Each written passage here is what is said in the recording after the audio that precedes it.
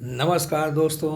आज 29 मार्च को मैं प्रोफेसर नृपेंद्र नारायण सिंह एक बार फिर आपके सामने हूँ और आज प्रस्तुत करने जा रहा हूँ, आपके सामने डिस्कस करने जा रहा हूँ, इन लास्ट एपिसोड प्रोड्यूस करने जा रहा हूँ जो मैंने बनाया है महान actor, director, writer Charlie Chaplin के बारे में। इस एपिसोड में, कंक्लूडिंग एपिसोड में मैं बातें करूंगा उसके जो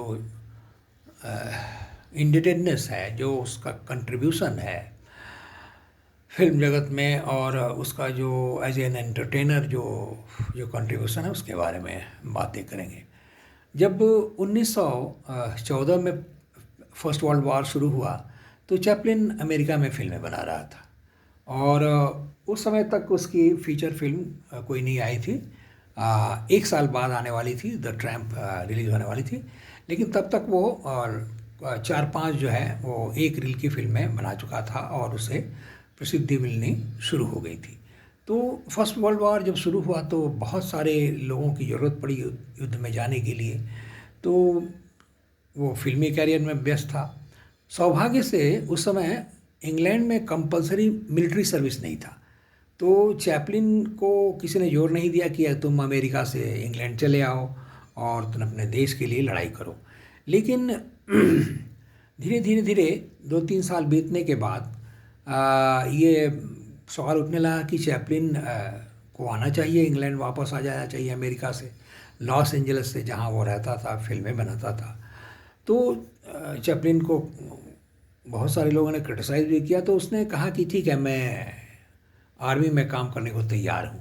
लेकिन तभी जो है वहाँ बहुत सारे आर्मी के लोगों ने, ऑफिसर्स ने, और खुद ब्रिटिश सरकार ने चैपलिन को ये चिट्ठी लिखी कि आप जो काम कर रहे हैं उसी में आप कंटिन्यू कीजिए, आपको जान देने की ज़रूरत नहीं है, आपको मिलिट्री में भर्ती होने की ज़रूरत नहीं है, आप जो काम कर रहे हैं उसी से ही एलाइड फोर्सेस को बहुत सारा नैतिक बल मिल रहा है, बहुत सारा फ़ायदा हो रहा है।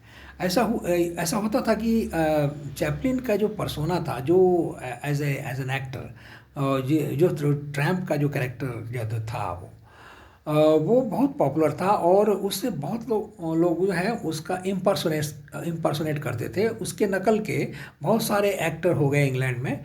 आर्मी के हर यूनिट में एक न एक आदमी जो है चैपलिन जैसा बैगी पैंट और टाइट शर्ट और बाउलर हैट और केन और बड़े जूते पहने हुए वो सोल्जर्स लोगों का मनोरंजन करता था।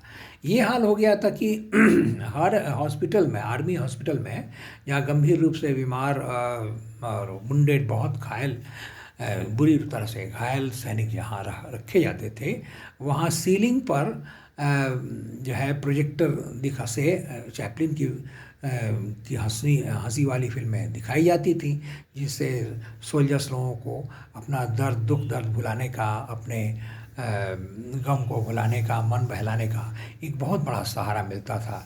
और चैपलिन की फिल्में बहुत पॉपुलर हुआ करती थी, छोटी छोटी फिल्में। तो चैपलिन का जो लाइफ था वो बहुत अद्भुत था कि वो शुरू से ही उसने बहुत दुख देखा, लेकिन वो कभी भीतर से उसमें बिटरनेस नहीं आई और उसने अपनी फिल्मों में जो है ह्यूमर और पैथोस दोनों को एक साथ रखा। जैसा कि आप महान लेखक चार्ल्स डिकेंस के उपन्यासों में, चाहे आप डेविड कॉपरफील्ड पढ़ें, चाहे आप ऑलिवर ट्विस्ट पढ़ें, चाहे ग्रेट एक्सपेक्टेशंस पढ़ें, चाहे हार्ड टाइम्स पढ़ें, कहीं भी आप देखिएगा कि उसके उपन्यासों में ह्यूमर और पैथोस एक साथ देखे जाते हैं। उसी तरह चैपलिन की फिल्मों में जो है, एक तरफ जब आपके चेहरे पर मुस्कुराहट होती है तो दूसरी तरफ आपके आँख में आंसू भी होता है। तो चैपलिन जो है वो ऐसा एक्टर था कि जो साइलेंट एरा की फिल्मों से उसने अभिनय शुरू किया और 1930-32 में जब मूक फिल्मों का दौर ख़त्म हुआ तो चैपलिन को बहुत बुरा लगा। वो नहीं चाहता था कि फिल्मों में डायलॉग हो, लेकिन बाद में उसने इस बात को स्वीकारा और उसने सवाक फिल्म बनाई द ग्रेट डिक्टेटर एक बहुत बड़ा एग्जाम्पल है। उसमें ज़ोरदार स्पीच है उसके अंत में, और उसने उसके डायलॉग खुद लिखे। यहाँ तक कि उसकी एक बहुत ही सफल फिल्म द गोल्ड रश को उसने जो है फिर डायलॉग के साथ प्रस्तुत किया 1942 में, और उसमें काट छाँट की। तो साइलेंट एरा का एक्टर और वॉकी टॉकी फिल्मों का के युग का भी एक्टर था Charlie Chaplin.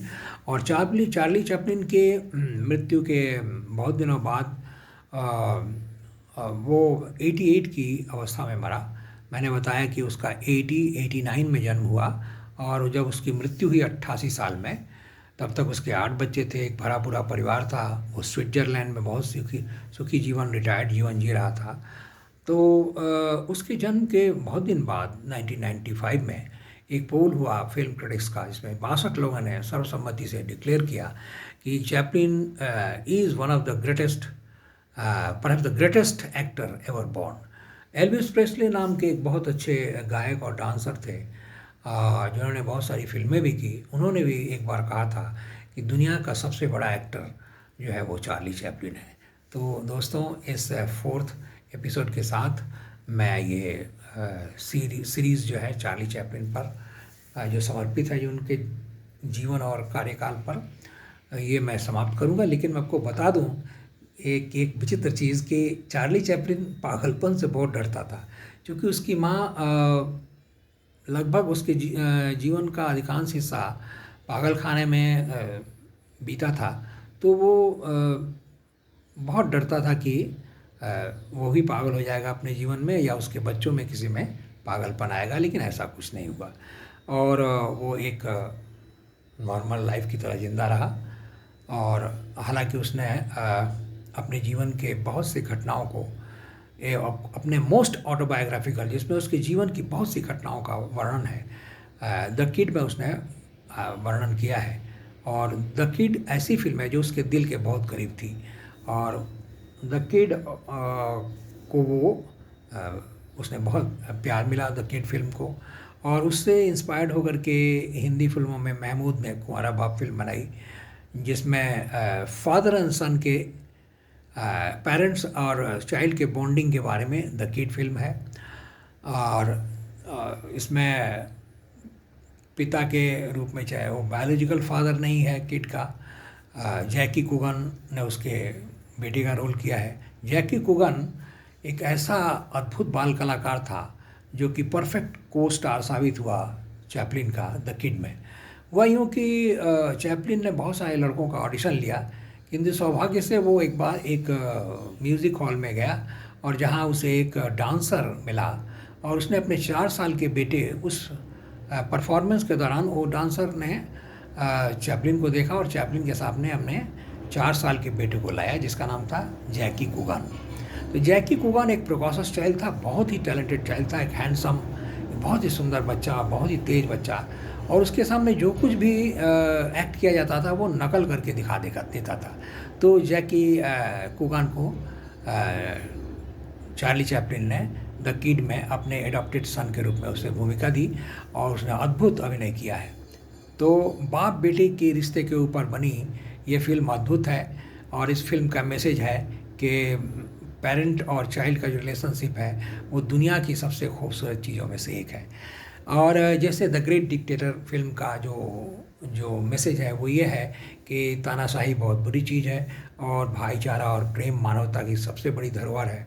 In fact the great dictator के अंत में जो स्पीच दिया है बार्बर ने, वो फिल्म जगत में सबसे पावरफुल स्पीच के अंडर आता है, और उस रोल को करना आज भी बहुत मुश्किल है। जो उस स्पीच को, द ग्रेट डिक्टेटर के अंत में जो स्पीच है, उसको महीनों चार्ली चैपलिन ने लिखा, और फिर से उसको काटा और फिर से लिखा, और वो एक बहुत ही अविस्मरणीय अनुभव है उस स्पीच को सुनना। तो आप ग्रेट डिक्टेटर ज़रूर देखें, क्योंकि इसमें जो हिटलर की भूमिका की है चार्ली चैपलिन में वो अद्भुत है, और वहीं एक गरीब, एक ज्यू यहूदी बार्बर की भूमिका की है, वो भी बहुत अद्भुत है। द गोल्ड रश अगर आप देखें तो उसमें एक ऐसी घटना का वर्णन है, जबकि अमेरिका में 19वीं सदी के अंत में एक फ्लोरिडा या ऐसे किसी जगह में गोल्ड मिलने लगा तो लोग जो है वहाँ गोल्ड खोद के निकालने के लिए बहुत संख्या में जाने लगे। तो वहाँ मुश्किल था जाना, बर्फीली जगह थी और वहाँ ट्रैम्प भी जाता है और उसे जो मुश्किलों का सामना करना पड़ता है वो बहुत ही मनोरंजक ढंग से वो कहानी कही गई है। The gold rush, great Hunt for gold के बारे में अमेरिका में 19वीं सदी की कहानी है, जिसे स्वयं चैपलिन ने लिखा था, एक्ट किया था, डायरेक्ट किया था।